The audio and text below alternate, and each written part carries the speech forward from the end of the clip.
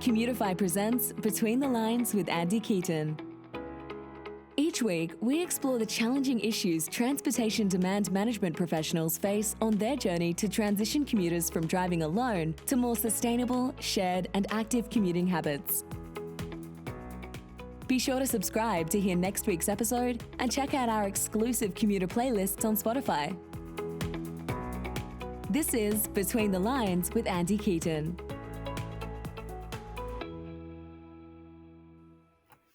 Hi, everyone, and welcome aboard to this episode of Between the Lines, our first real episode of 2022. I'm really excited for this episode because we're kind of taking a look back on 2021, looking forward into 2022.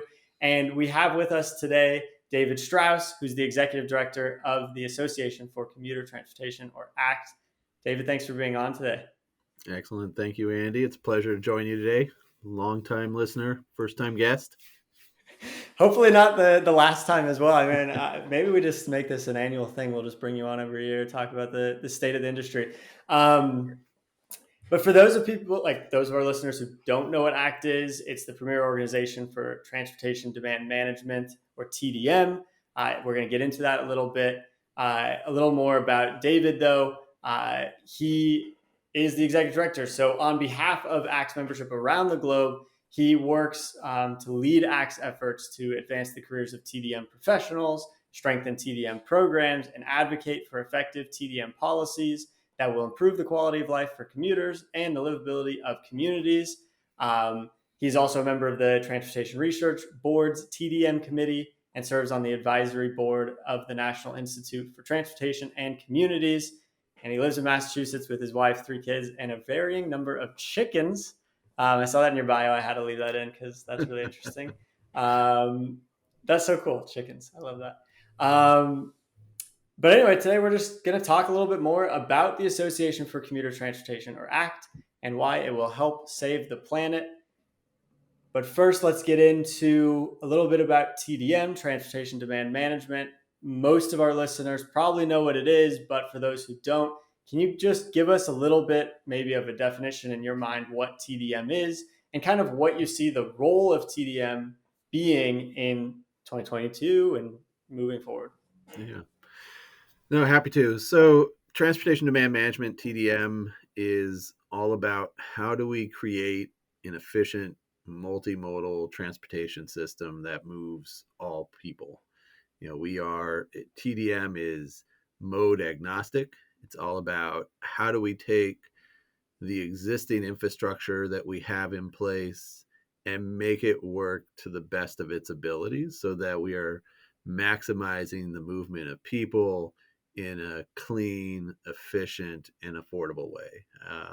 And so TDM brings everything together. It's public transit, it's carpooling, vanpooling, biking, walking, it's roadway infrastructure, it's public transit infrastructure, water infrastructure, it's telecommuting, as we've seen in recent years, as an important way of enabling people to continue to work.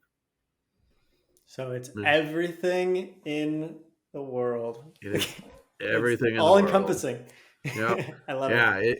It's a big reach, and as the pandemic has exposed, it is a important strategy that really needs to be deployed and utilized in communities across the country, whether they are large urban centers or small rural communities.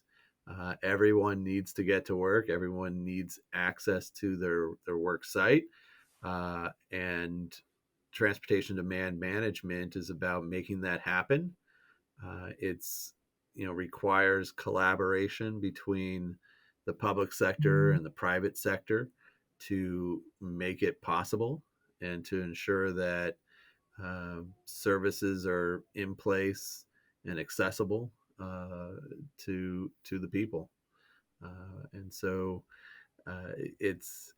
we are a small and mighty industry that really touches the lives of 300 million commuters that are out there in the United States, and you know, we have a direct impact on, as we like to say, the quality of life, the sustainability of communities, and the economic activity of a region.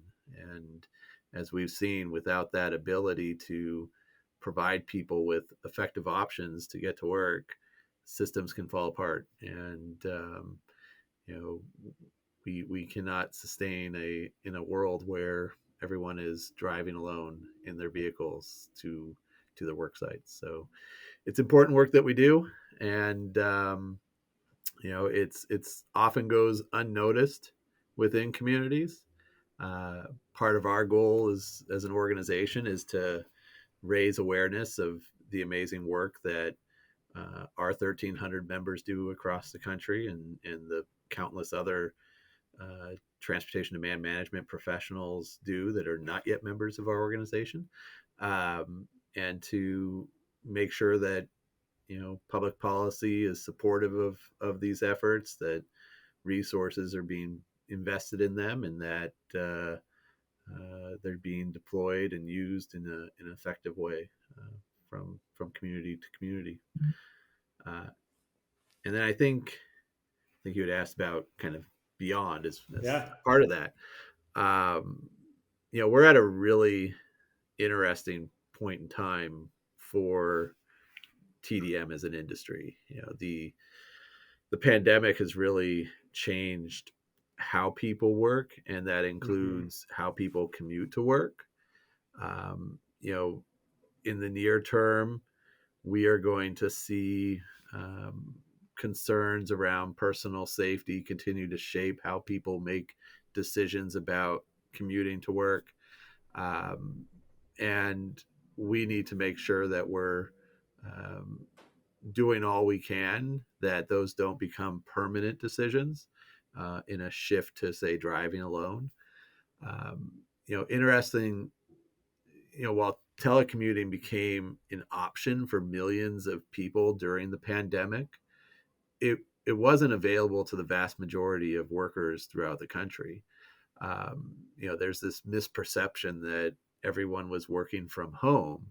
And that misperception really is embedded in that white collar workforce, and the higher income workforce that had that option. And if you ask the average white collar worker who lives in the suburbs how many people were commuting or working from home during the pandemic, they would give you a really overly inflated estimate of 70-80% of people. But the reality is, it was less than 40% of people were able to work from home during the pandemic, as essential workers, teachers, store workers, janitors, security folks. They all still had to commute into a physical work location.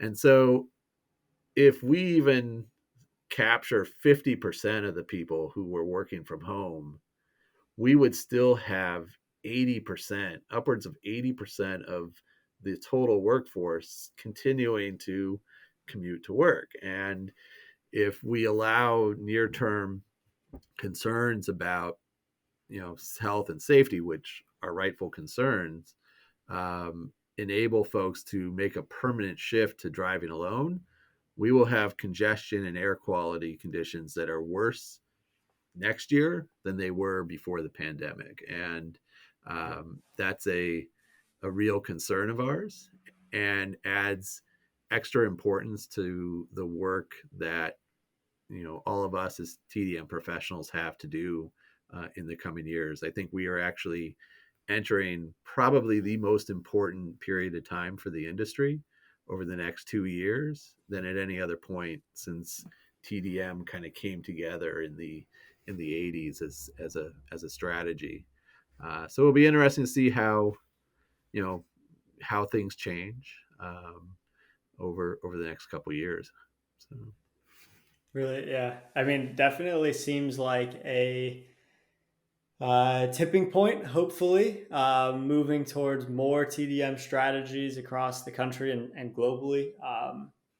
and maybe we can leverage, some of the things that have been done with teleworking and other programs that have been in place during this pandemic moving forward. Um, so you mentioned throughout, when you were talking, you kind of started mentioning members and ACT to a degree, but can you tell me a little bit more? What is the Association for Commuter Transportation? What is ACT? Yeah. So as you mentioned at the top of it, ACT is the premier association for transportation demand management professionals and the organizations that are focused on improving transportation options. Our primary target is kind of transportation options for commuters, but it really impacts all individuals. So that includes, cities, state governments, DOTs, planning organizations, transit agencies, uh, large employers, Fortune 500 companies, higher education institutions, nonprofit organizations like transportation management associations, a lot of the service providers and technology providers like Commutify and others that are out there developing, services for, to help in those efforts. Shuttle companies. So it really runs the full gamut of who's involved, and we're willing to bring in anyone who has a goal in mind of helping out and improving the quality of life of those commuters that they are responsible for. And so we do a number of things. We kind of focus on industry advancement as a key piece, professional development, and most importantly, kind of building that community that we have there. Uh, on the community side, we are a relatively small industry, 1,300 members. There's probably 5 to 10,000 people across the country that are really working on these issues at various levels. And in some cases, some of our members may be the only person in their region or state that is working on TDM. And so coming together through ACT, we provide that support and access to general information and best practices, positive, positive support to help people do the work that they're trying to do. From an industry advancement standpoint, we are heavily involved in federal advocacy activities, trying to shape federal transportation policy and the resources that come from the federal government down to local communities. We recently saw the passage of the Infrastructure Investment and Jobs Act back in the fall, a historic piece of transportation authorization, $1.2 trillion in funding for infrastructure across the country, over $500 billion for transportation. And within that program, for the first time, really seeing investments being made in not just traditional roads and bridges and public transit, but how do we shape and put out programs that have positive impacts on climate and provide increasing access to disadvantaged communities and promoting and utilizing the existing services that are in place. Um, and while many organizations were involved, that these are initiatives that ACT has been speaking on for many years, and have been spearheading efforts to get included in federal transportation policy. So we're excited to see that in there, and we'll be working with our members over the coming months and year to try and provide as much access and information to those programs as possible so that we can see dollars going back to communities to help improve commuting options and transportation options for commuters. On the professional development side, we're all about elevating the industry and the knowledge that goes into being an effective transportation professional, and doing that through education opportunities, webinars, virtual discussions, conferences, and other activities, as well as our certification program that we have, the TDMCP exam. Yeah, and we talked with Jessica Alba in one of our early That's right. episodes, must have been the second or third episode about the TDMCP. We've talked to a number of people throughout the ACT community and organization uh, about things that have been going on. And it's, I'm probably a bit biased, but I think it's a great organization. I love what happens. I've got my uh, name tag from the international conference behind me from Orlando. I see yours as well. Yep. It's a good community. Um, you mentioned some of the things that have happened recently, the infrastructure bill passing being one of them. But what do you think are some of the achievements that ACT has, seen over the last year? What are Hmm. some of the ones you're most proud of? Yeah. Um, I think what I'm most proud of is actually how our members have come together during this last year and really since the beginning of the pandemic. That has made the organization a stronger organization. You it's been impressive to see um, that while we're all so disconnected, ACT has been able to provide a central coming together place virtually for the most part, but Mhm. in person once during the year to come together and really share the challenges that everyone was facing and come up with solutions and talk about different strategies that they could deploy. And you know we like to, we're a small staffed organization, so we love to be able to tap into some of the energy that comes from our membership, and where they have ideas that we think are beneficial, help make them happen. And our virtual discussions were one of those activities that came out Yeah. of a impact leadership project in 2020, where the group of emerging leaders was like, let's provide this casual, no real set agenda, but just a place for people to talk once a week about what they were facing. And we were averaging, I think, 80 to 90 people on those calls for a good amount of time, and it's become a kind of a regular part of our programming, these kind of laid back casual Friday virtual discussions that take place throughout the year. So that was really exciting to see. um, the Infrastructure Investment and Jobs Act, while we did not get everything that we had hoped for with that bill, we were very uh, excited to see its passage and the positive influence that the organization had working with the House Transportation and Infrastructure Committee to really raise the profile and understanding of transportation demand management Hmm. as a strategy. And I'm confident that the groundwork that we had this last year and a half has positioned the organization to to have some real strong legislative victories in the years to come. These things, as we all see, move fairly slowly, and we did a great job of building relationships at the federal level to be able to help advance some of these ideas. Um, and then, as any trade organization, you know, we measure ourselves by our membership, and going through one of the most challenging economic times that the country has faced, we've continued to see real high levels of membership retention as well as membership growth. And that just doesn't happen because people want to figure out where to throw some money. It means that people see value in the work that we are doing and the benefits that come from participating in an organization like ACT and building relationships with other professionals across the country. And so, for us to be able to see that we are continuing to grow through the pandemic is really testament to the work that we're doing.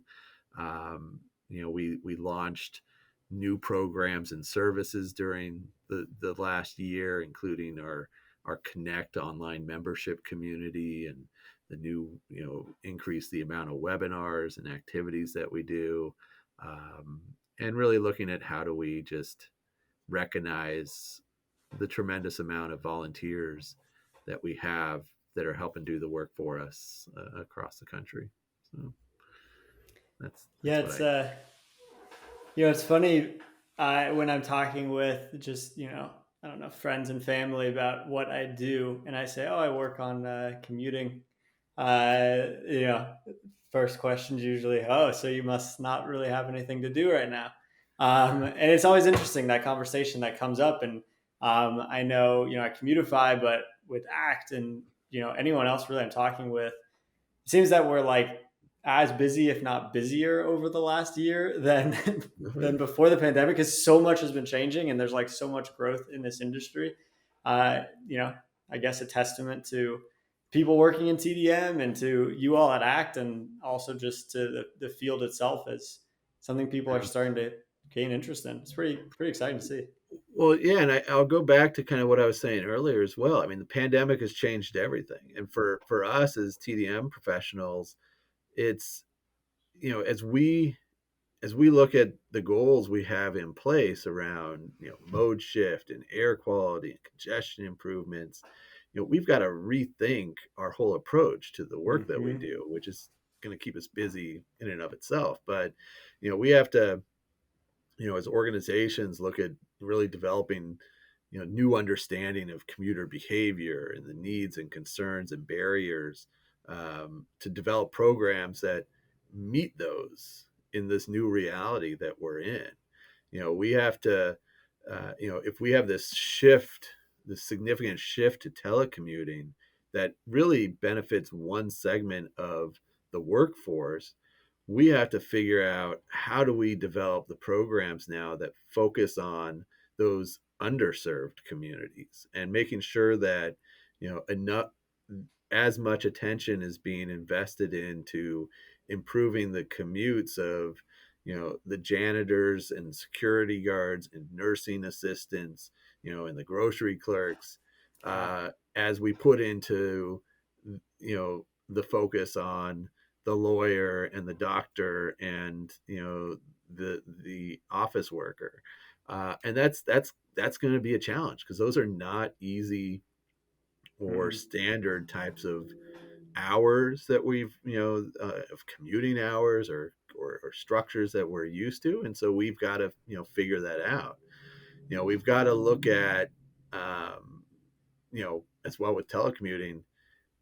For the most part, what was in place was really an emergency response and a quick shift. But if we're going to make that permanent, we have to figure out how to make it be more successful than it is right now. And how do we better integrate telecommuting into the culture of organizations, whether that's full-time commuting, telecommuting, or a hybrid option. And the hybrid option, which I think most people see is the the way it's going to go, is going to create all new challenges, and it's Yeah. going to require the TDM industry to work with the human resources industry and to figure out how do we make organizations successful with these models in place. Um, Public transit is, ridership is going to take years to come back, and it's going to Mm-hmm. take, with a new hybrid system in place for workforces, you know, there's going to be new needs for increased collaboration and coordination between the public sector and the private sector to ensure that public transit services are actually able to fit the service needs that these new work hours are going to have. It may be challenging to run a bus, on that same schedule every day if we discover that, you know, half the organizations are off on Monday and Fridays, or so there's going to be a need for this increased coordination, and that's an opportunity for this industry to play a role in that and help connect the two together. So it's going to be exciting to see what happens. There's a lot up in the air, and how it comes down is going to depend on you know how we think about it over the next few months and years. Yeah, certainly. and ACT is going to play a role in that, right? So, what do you all, what is planned? What does the Association for Commuter Transportation have planned for 2022? Yeah. Well, I As hate much as saying you we can have things plan for anything. planned. Yeah. It's really hard to say we have plans for this in the next year. I've learned that could be a bad omen, but we have a busy year ahead of us. We first and foremost, you know, we have an anticipated return to a full slate of in-person events for Fingers 2022, crossed. which is very exciting. We did have a very successful in-person international conference this last summer in Walt Disney World, but our other events were canceled. Our first one is our Future of Commuting Summit that's scheduled for April 26th to 27th in Pittsburgh. This is a really unique event. Its focus is going to be, timely, the future of commuting, and it's really designed to be an interactive event. It's kind of a cross between an unconference and a conference. A lot of Hmm. opportunities for discussion and interactivity for the attendees that come there. We try and take it out of a hotel, make it more fun, to a bit more fun place. So we will actually be opening registration for that event in the coming weeks. So stay tuned. And of course, our premier event of the year, the International Conference, will be held at the end of July in Chicago, a great city for us to be going to. This event typically draws 600 plus people. I doubt we'll get that many this year, but we hope for a fairly large crowd to be joining us for that event that offers 4 days of learning, networking, professional development, and a bit of fun tossed in here and there. And then we close out the year with our TDM forum that will take place in Atlanta in mid-November, a smaller event that really focuses on, what is the research and case studies and best practices taking place today in the industry. So it's a good event. It's also where we highlight our 40 under 40 awardees each year, and hopefully we will be able to do that in person again this next November. But beyond events, we've got a lot of other new programming that we're planning to launch this year. We're looking to host our first ever career fair that would help connect students that are studying, transportation and planning and related fields with TDM organizations to get them to learn about the industry and the opportunities that are there for them. What's always fascinating to me is that I'd say 90% of the people involved in TDM did not go to school for any type of transportation or planning, background. TDM is an industry that many people have fallen into. But what is great is that when they have fallen into it, they have fallen in love with the work that we do, and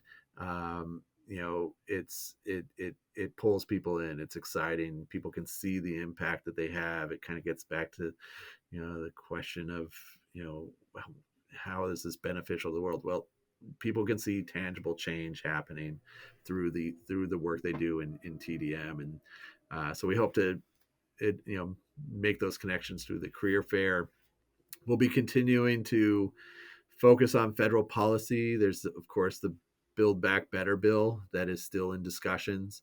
There are some additional exciting opportunities within that bill to support TDM activities, including the return of the bicycle benefit for bike commuters, e-bike incentives, some transit incentive programs for healthcare workers. So some really good opportunities there that we'd like to see happen. And then we'll also be trying to take a bit of a pivot on our advocacy to focus on local and state activities and helping our members, empowering them to be more vocal and active within state and local advocacy work, to talk about the benefits of ordinances and laws to support TDM activities within their communities. So that's something else we'll be doing, and we're always open to new ideas from members to hear what they'd like us to do as well. So, I mean, it's an exciting year ahead. I really hope that those events in person happen. It's great to meet with people. I had a great time at the international conference last year. Yeah, this is. I mean, if you aren't a member of ACT, maybe I'm saying this on behalf of you, David, but I'm sure they can reach out to you or someone from your team to ask more about how they could become a member and what they could get out of that. I'm guessing you're always open to those discussions. Volunteering you. I'm always happy to talk to anyone about the benefits of being involved. And I would encourage folks to go to our website, actweb.org, to learn more, or to reach out to myself, or you could even reach out to Andy, who is also on the board of the organization now. I should have said that and thanked you for that in the beginning. Yeah, I guess maybe I should have led with that. It's a new thing in my life. This starting this year is being on the board. I'm very excited to do that. Okay, David, we've hit the almost end of our time, and like we did all of 2021, like we're going to continue to do here moving forward in 2022, we like to end our episodes with just asking a simple question. Well, it seems simple on the face of it, but maybe it's not. Can you tell us, why will the Association for Commuter Transportation help save the planet? Yeah, so I will say it won't be ACT that saves the planet. It's going to be our members. And, I'm going to take great joy in providing them with the tools, knowledge, the networks, and the voice to do that. It's all about the membership, and it's an amazing group of people, and they will change the world in their little ways. And we'll take credit for it. Yeah, there you go. That's what I was going to say. You're being too humble. Well, you can take all the credit for everything that happens in the TDM industry. You heard it here first. David Straus is behind the wheel. He's the puppet master pulling the strings. I don't know if he would say that, but I'll say it for him. David, thanks again for being on. This has been a really good episode. I'm really excited to see what happens with ACT and with TDM here in 2022 and moving forward. To all of our listeners and our viewers, thanks again for joining us this week. If you haven't yet subscribed to our email lists, it's great to do that. You can do that at betweenthelines.io, and we send out some more information each week in just a weekly email, just so you can dive a little bit more into each of the topics that we talk about. You can also find our old episodes and episodes in the future at that same website, betweenthelines.io. And make sure you give us a like, a rating, a follow wherever you do listen to podcasts. And if you haven't yet, check out the video on YouTube. All of that, like I said, you can find that information at betweenthelines.io. David, thanks again for being on this week. Really exciting, and I'm really excited to see what ACT is going to do in the next year. Excellent. Thank you, Andy. It was great. Happy New Year. And yes, look forward to an exciting year to come. Awesome. Thanks for being on. And thanks again to everyone who's listening. See you next week. Thanks for joining us on this week's episode of Between the Lines with Andy Keaton. Be sure to subscribe to hear next week's episode and check out our exclusive commuter playlists on Spotify.